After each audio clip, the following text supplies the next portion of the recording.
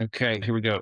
So, um, my name is Troy Delaney. I'm the host for the Medicine 3.0 Facebook group, and uh, Matt Schneider had reached out to me about possibly offering AMAs about setting up and the business side of running a clinical practice. So, what we're thinking of doing is doing some recurring AMAs for this group, and just bringing your questions, and Matt's happy to answer them. So I'll hand it over to Matt. He can kind of give a little bit of background about himself, about his company, and then we'll talk through a couple questions that sent to me. So go ahead, Matt.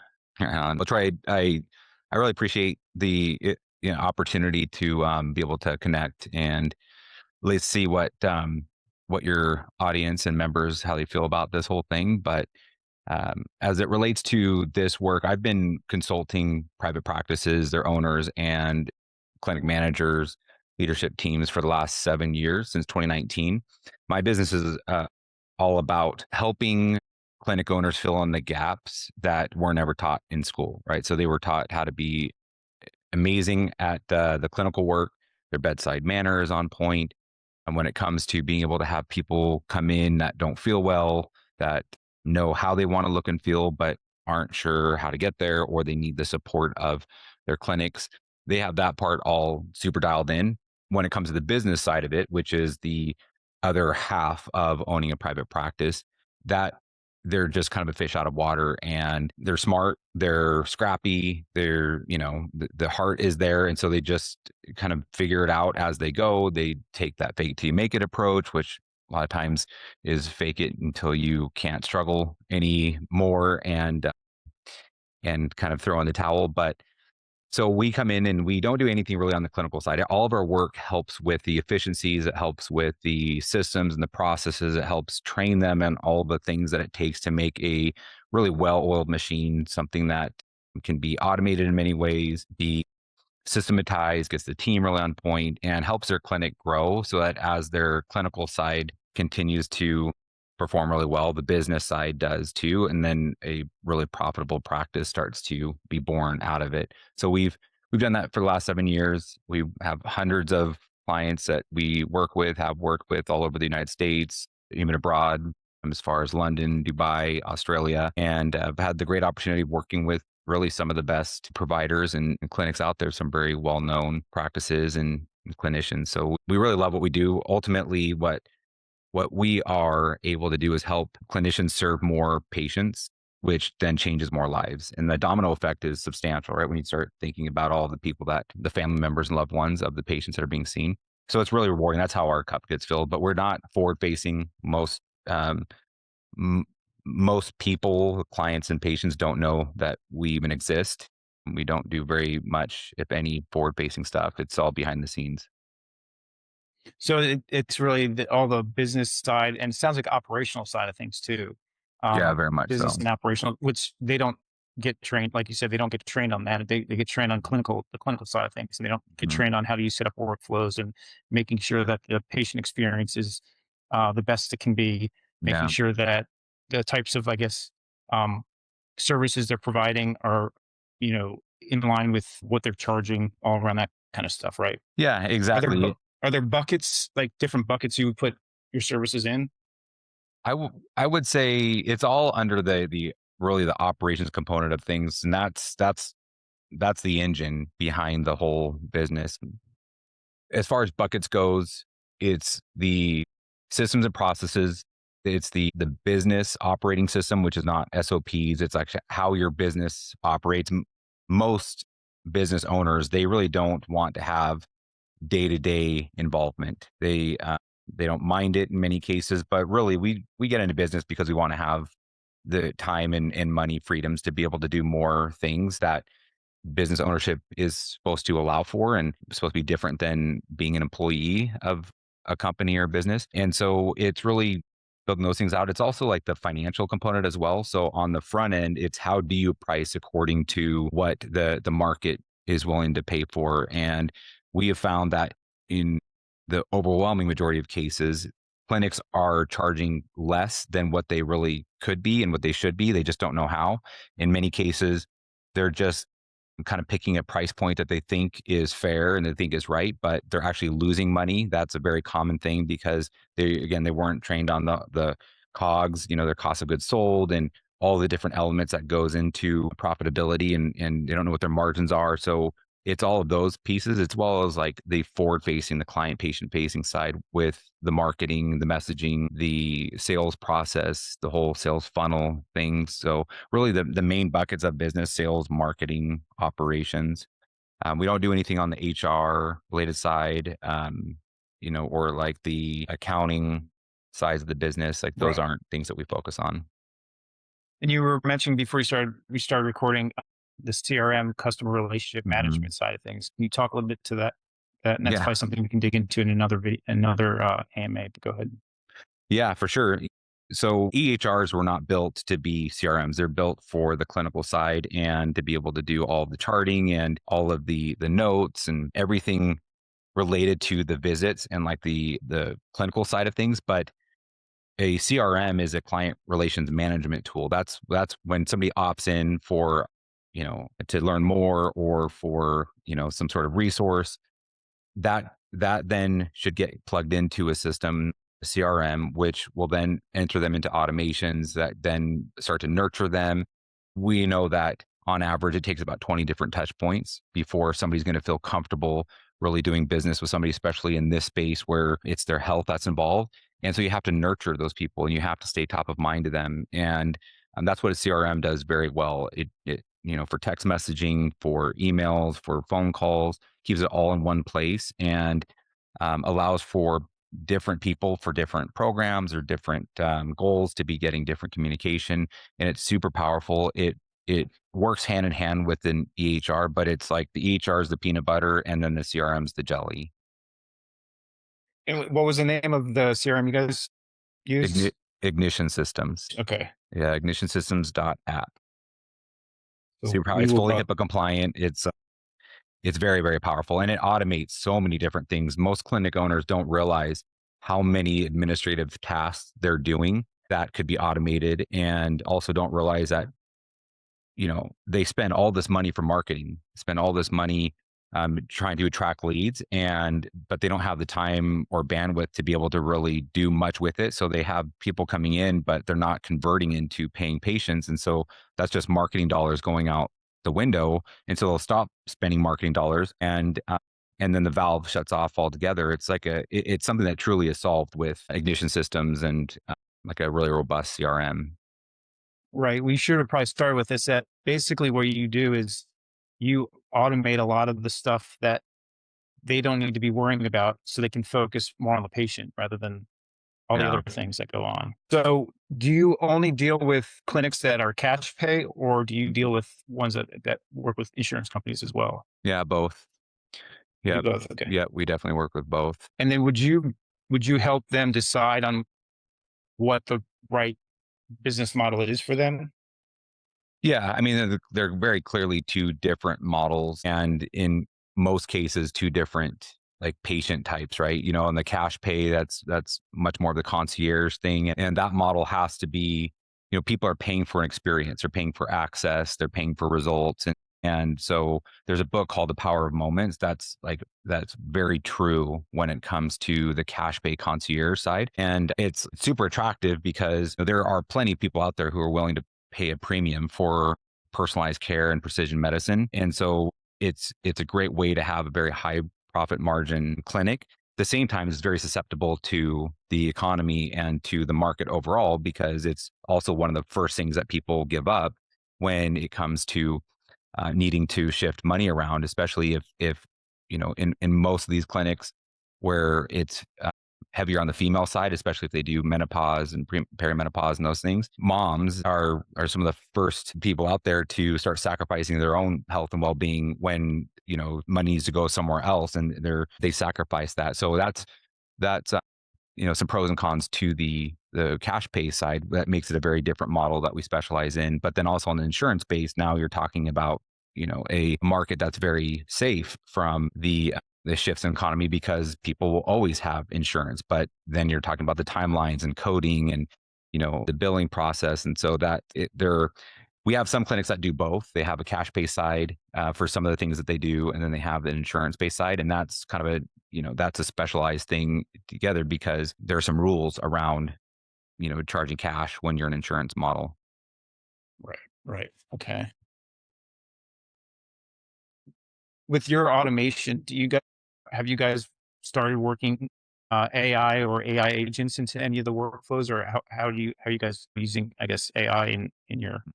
recommendations and Yeah, we have, I mean, very much so. And really, AI is something that absolutely should be getting adopted into all businesses at this point. The cat is out of the bag, the genie's out of the bottle, whatever analogy you want to use. Like AI is here and it's only going to get further integrated. And there's no point in trying to deny the magnitude in which it's already impacting and will certainly continue to impact businesses. We use it as a way of making the clinics more efficient and more profitable by providing better and faster results. And so, like on the CRM component of it, it's like an predictive conversations and having a conversational AI that's fully trained out that can have a chat conversation via text, via the DMs and all the different socials. Also, a conversational AI that you cannot tell you're not talking to a human being. And so somebody could call into a clinic and have a full blown conversation where it's fully trained to not go down any path of medical advice or taking the role of a provider. And but yet somebody just calling into the clinic for they have questions about the general, what they do there and how do things work and how do they schedule an appointment? Like all of that stuff is done by AI, even to the point to where it'll say, we have availability. Your first available appointment is, next Tuesday at 10 a.m. Or we have 1 p.m. on that Friday. Which one works better for you? And they say, oh, Tuesday. Say, okay, I've got you down for Tuesday, just confirming this is your information. And then it's actually booked. And then once it's booked, then the AI will automatically send all the confirmation. It'll send reminders. It'll say, "Hey, we talked about, Lyme's disease, and some current concerns you have around that. Here are some articles. Here's some blogs, and here's some resources and some restore? things that you can start doing right away. And we look forward to the visit, right? And it's that none of that was Yeah. done by a human. Right. That's powerful because you're giving them immediate action that they can take right Mm-hmm. away before they even see you, almost like giving them value before they even see you. That's right. Yeah, leading with value is really important because there's so much competition out there, and what these clinics are dealing with, they're dealing with a couple of things. First is these much larger entities that are scooping up all the small mom and pop clinics, right? And more and more of these local clinics that are selling out to the bigger ones. The other one is the number of companies that are starting to offer services online, and people can get their labs virtually. No, they can't do it virtually, but they can order the device that comes, they pop it on their arm. Oh It yeah. fills a little tube. It comes with an envelope, pre-addressed, pre-stamped. They send it back. Amazon has their pharmacy now to where you can send the labs there. They'll still fill your scripts. So these brick and mortar clinics and even these virtual telehealth clinics, they've got a lot of competition. So leading with value and in demonstrating competency and expertise is truly important because people want that human touch, but each clinic needs to be distinctive. They need to be able to stand out amongst all the noise and competition out there. So is that another service that you guys offer? Is sorry, I'm not even getting to the questions, but we'll get to the Okay. questions that were submitted. But is that one of the services you offer is kind of identifying what are the strengths of a Mhm. clinic to, and then leverage that as a competitive advantage, so you Oh can kind yeah. of leverage. Yeah. Okay. Yeah, very much so. And there's a lot of clinics out there that are doing wonderful work. And even within the same community, there's multiple out there. But if competition is good for the consumer, right? Because it helps control pricing and things. But when you're an individual clinic owner and you have your own bills that you need to pay and you have your own growth goals and mission and vision that you're looking to grow, that market share matters. And there's a lot of education that needs to happen. And so when we do an analysis, we work hand in hand with them to say what makes you distinct. And if there's nothing that makes them distinct, then we really help them figure that out. So that now when there's marketing dollars spent, it captures the right audience's attention. And we also want to know, what's the competition out there doing, so that there's not a race to the bottom on pricing because everybody's doing the same thing. So the going back to what the original intention behind this is, so what we'd like to do is offer this group recurring AMAs with you. I know you hear a lot of the same questions over and over again, so why not share that with the group and then let folks attend when they can. So we're going to try and get this set up as a recurring live event. Probably, we were thinking like Tuesdays and Thursdays, Yeah. 9 a.m. Eastern. Is that what it was? Tuesdays and Thursdays, 9 a.m. I'll have to get the exact Okay. thing. Yeah, I mean, we want and I'll to. create. I'll create an event within the Facebook group so that Okay. everyone can join. Yeah. Um, but so I did get a couple questions that were submitted. Great. They direct messaged me. So one of them was somebody was asking about, how do you think about when you're trying to scale a practice? What are some things to think about when you're thinking about, not, I guess, opening more than one clinic once you have a somewhat successful clinic already running? How do you think about scaling it? That's great. So a couple of things on that. The first thing is, when it comes to profitability, I mean, unless a clinic is a nonprofit, this applies to every single clinic out there. That when it comes to profitability, it's a matter of reducing operating expenses while increasing revenue. The net outcome of that is profit.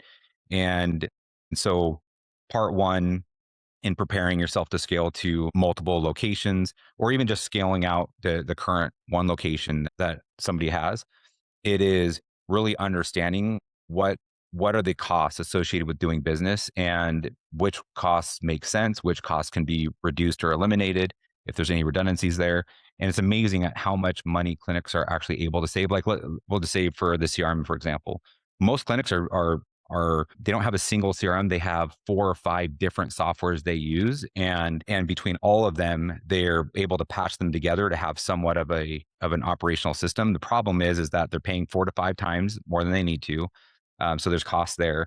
Plus, there are the time components of it, from having different systems managed and integrated, and so then there's extended amount of time that's being put onto those things, and that all adds up throughout the week, month, and then certainly the year. So dialing those things in, as well as increasing revenue, is critical for some initial stages of preparing a clinic to be able to scale. Keeping in mind that every business owner should always have the end in mind. They should always be thinking about what does the end look like, and building a practice, whether it's a single location or multi, that is going to be appealing to somebody to coming in and paying top dollar for it whenever that time comes that the owner decides they want to go a different direction, whether it's retirement or just onto a new adventure. And so that's one piece. The other piece is systems and processes. It has to be automated. It has to be the SOPs, the operating system for the business, the culture of the business. Everything has to be done in a way to where it is all documented, and everybody has clarity as to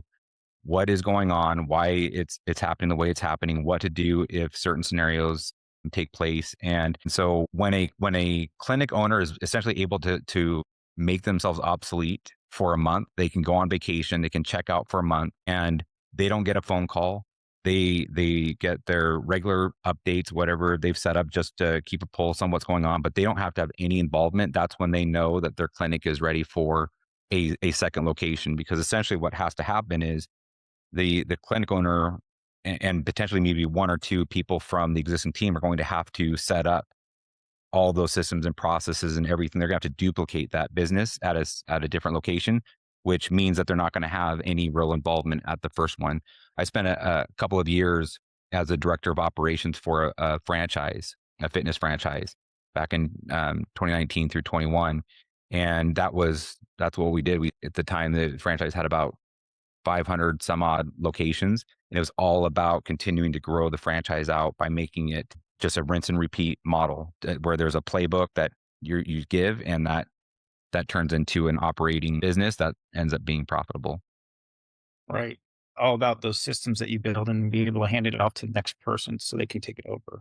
Yeah, we call it the alien abduction model, right? Like, if somebody were to be abducted by an alien, could another person step in and it's all documented on how to do their job. Like everything has to have those things in place. The question for, for people who would love this, most clinic owners would love to be able to scale to at least being able to have 1 or 2 days in the office, but otherwise they're able to work remotely or take on other things. And then, some others want multi locations as well. They don't know how to find the time to do that. Like this seems like so much, like it seems like so much, right? To be able to get a clinic to a place where it's this automated and this structured to where they could really scale. And that's enough for most clinic owners to be like, that's just not in the cards for us. Maybe next year, but then next year turns into maybe next year, and then 5 years goes by and they're like, maybe Right. next year. Because it's overwhelming to them. What we do when we come in and we work with clients is we help them with that process. We take on a lot of the burden on understanding what their mission and vision is, and then creating those things for them, because they only have so much energy and time, and they only have so much. They know enough to know what they want, but their skill set and expertise, again, it's in a different place. It's on the clinical side. So Right. it takes that component of as well as to have people that can help make that happen, and then bring it to life. It's a really cool thing when it Right. does happen. Oh yeah, especially when you think about being able to go on a sabbatical and knowing that your business is running on its own. Yeah. And then, Yeah. okay, so I think we got time for two more, maybe one or two more questions. Like I said, we can continue this at the next AMA that we set up. Mhm. Um, how do we typically look at like structuring membership tiers Mm. for a clinic? Yeah. So you start by identifying the main buckets of the clinic itself, meaning, aesthetics, male, female, sexual wellness, like whatever the main buckets are for the clinic. And then from there, it's setting up a good, better, best for each of them. So, for example, we have some packages in some of our clinics that they're $30,000, and what that includes is the initial discovery visit, labs, a lab review process, and then a series of visits throughout the year. And these are either on 6 month or annual contracts that they can pay in full and get a little bit of discount, or we have like a firm and afterpay and things, care credit, so that the clinic's always getting the full lump sum of money for each one of these packages and these memberships. And so those are the big programs that get set up. And each bucket has a good, better, best. And essentially, what you're doing is you're deleting your each one of the packages, everything in it has a margin of at least 40 to 60% minimum for each thing that's being included into it. And then so obviously the best has the highest price tag, and it drops from there. And you're just deleting certain things that go into it. So the margins actually don't change. The profitability doesn't change from one program to the next. And what is changing is the expectation from the patient or the client, because those who pay attention. The more they pay, the more they pay attention. So their expectation changes. So the clinic just has to make sure that they're able to really meet whatever they say that they're going to provide, you know, uh, whatever goals that are set or expectations that are set, promises that are made, like those things are met. And then once a member or a client, sorry, graduates from that program, then they go into a maintenance program, and that will depend on complexity. So are they high, medium, or low complexity? And that just depends on how many touch points they get throughout the year. So are you doing medication management? If they're high complexity, are you seeing them once a month, with a telehealth visit, one telehealth and one in person? It's not a rubber stamp, like one size fits all approach for the clinic, because what somebody does that may be considered high complexity for one clinic is not going to be the same for the next. But that's essentially how you do it: is you have them participate in the bigger program that really helps get them what they want. You help provide the plan type things for them, where the clinic isn't having to be the bank, but you provide those options. You can work out really great deals with local credit unions as well. But the goal is that the clinic's getting all of their money up front, and then the maintenance program, which ends up being a 6 month to 12 month maintenance program after that. Okay. Okay. Cool. The next question I have on here is probably a longer question than we have time for.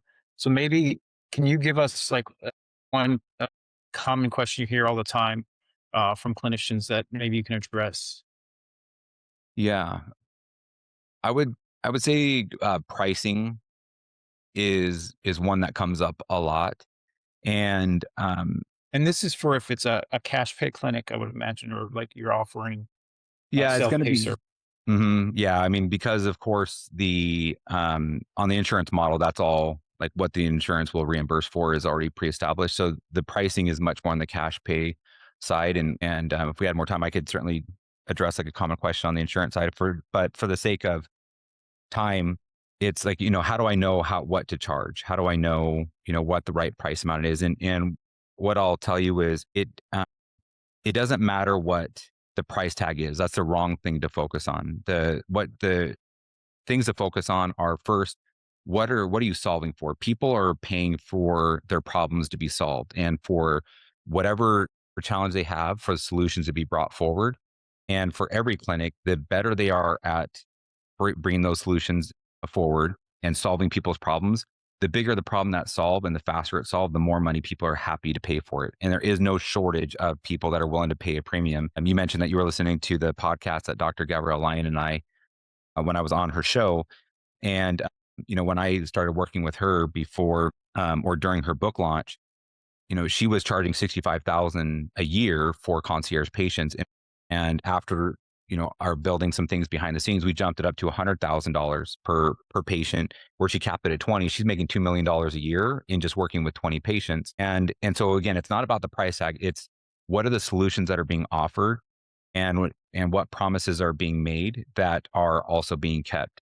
So if as long as you're targeting the right audience, you're getting the right people into the top of the funnel, and everybody's looking for, especially in the cash pay, they're looking for the people who have the money, right? They're willing to Right. pay. Everybody's fishing for um that same fish out there, but they're happy to pay for it. So now you know what problems you want to solve, what you're capable of solving, what you're really good at solving.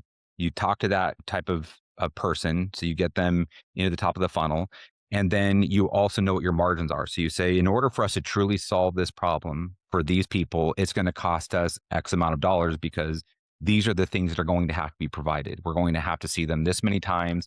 We're going to have to do labs like this. We're going to have to do all these things. And each one of those things costs us, they have clarity on what each one of those things costs. And then you build onto it the, the margin on top of it. So, 70, 80, 100% margin, depending on what you're doing. And that becomes the price tag. So it's not, that's the science behind it. And they can't put their own feelings about money in for other people, right? Like meaning that's expensive. No, that may be expensive for you, but that is well worth it. Well worth it. And they'll Right. pay that all day long for somebody else. There's plenty of those people out there. And as long as they can deliver on that, that person will be a patient going forward, and they're going to refer their friends. And that ends up being the way that clinics are able to really grow at at much less expense because of serving the right people and being able to produce the results that they want, and they're solving their problems. That's what people are paying for, to have their problems solved. Right. And you're bringing that value. Um, and that value can just depends on like you said, it's not about the money. It's about the value that they're getting. And if they feel like they're getting the value, then the money is almost irrelevant to them. Yeah, exactly. And that value, I mean, it does show up. So, we'll go back to the CRM. Like it shows up in the communication. It shows up in the proactivity, like the making people's lives easier for them. And it shows up in their experience. The moment that they walk through the door to the moment they leave, what is that experience? How does the clinic smell? How are they treated? Is everything orderly? Does the brand make sense? The culture of the team, how are they working? So when we talk about the value, it's the totality of all of these things. And what that leans into is something called the net promoter score. And that net promoter score, for those that don't know, it's one question. It's one question only. It's rated from 0 to 10, and it's how likely are you to refer a friend or family member to our business. And 0 through 6 is a detractor. These are people who will say, I'd go anywhere but there. A 0 through 6, the majority.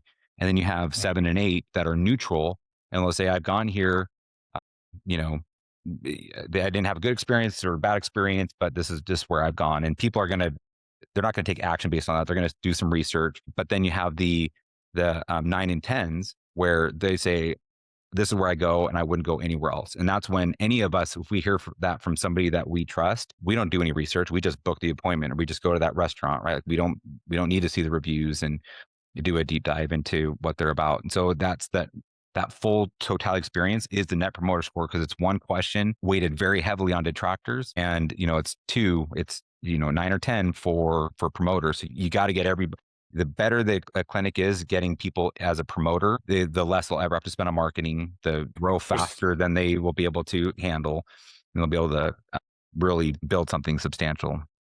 They're basically that your patients are selling it for you. Correct. Yep. Yeah. Exactly. Exactly. Cool. Well, I know we're at time. Like I said before, we'll definitely start doing these on a reoccurring basis. So thank you for your time. And thank you You're for welcome. reaching out to me. I think this is going to be great for our group. I think there's going to be a lot of interest in this. I've got a couple more questions, so I'll have those lined up, and then we'll definitely open up for others to start asking some other questions. Excellent. Excellent. Well, thanks so much for having me Sound on. good? I really appreciate it. Absolutely. Absolutely. Have a good one. You too.